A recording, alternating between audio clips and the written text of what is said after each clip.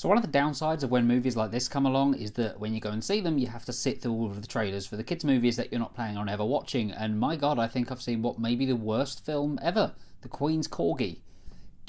Honestly, what the hell was that? Who thought it'd be a good idea to put Donald Trump in a kids' movie? It's already ruined Home Alone 2. Can we stop it now? Put the bucket back in the box. Starring amongst others the voice talents of Hugh Jackman, Zoe Saldana, Stephen Fry and Zach Galifianakis. Directed by Chris Butler off a screenplay that he wrote. This is my review for Missing Link. Missing Link is the story of Sir Lionel Frost, voiced by Jackman, and his quest to become famous. He wants to be known as the best explorer in all of the lands. His quest takes him to a Sasquatch, who he calls Mr. Link, and then their quests are kind of intertwined. They both want to get to the Himalayas. He, because he wants to become that greatest explorer that I said, he wants to find the Yetis. And Mr. Link, he wants to get over there because he's the last of his kind, and the Yeti is the equivalent of his cousins. So this is another Leica production, and their movies are always at least pretty good. I haven't seen all of them, but all the ones I have seen have impressed me in certain ways, and I was excited for this one. The trailers made it seem like a really funny and sweet movie, and that's exactly what it is. The story here is really, really simple, like very much bare bones simplicity. But that's a good thing, because it is only 90 minutes long, and because it's so short, and because it's so concise, there isn't much in the way of filler, or just trying to fill in the gaps to pad out the runtime. There's none of that at all in this one. It pretty much just comes in, starts its story, gets to the end, and then leaves. And it's really refreshing to see that. It didn't feel the need to add in any frills or anything. Just a very simple story of them getting from A to B. The only addition in there are some villainous characters. Frost wants to join this fellowship of explorers, this elite snobby group of horrible, horrible men, and he wants to be a part of them. But they don't want him, and they actually go as far as seeking him out to kill him. The villain side of it don't quite work as strongly as everything else in this, but they're just there to give that little bit of addition, that little bit of extra spice to the adventure. And to be honest, it does that well.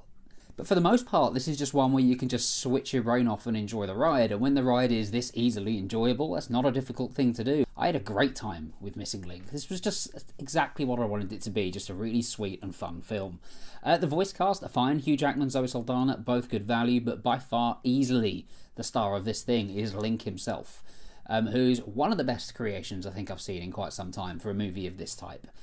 He's just such a sweet character. Zach Galifianakis has chosen the perfect voice to use for this one.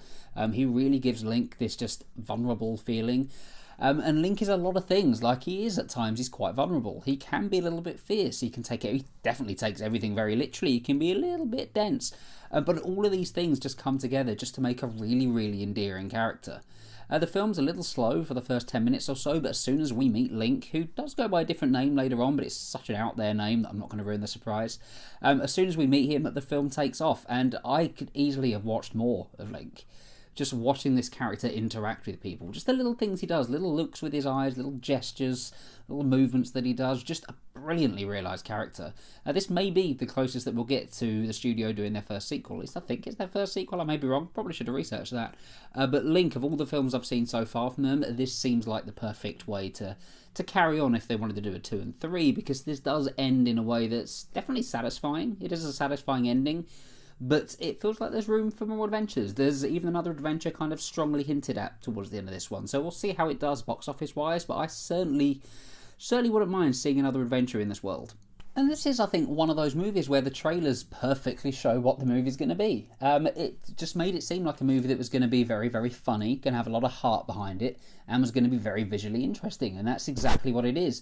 It is very funny on occasion. There are a few times in this where I genuinely laughed out loud, and I was in the cinema on my own, a little bit awkward, but it was really, really funny, and it did get me on an emotional level as well. I was invested in the characters, particularly the character of Mr. Link.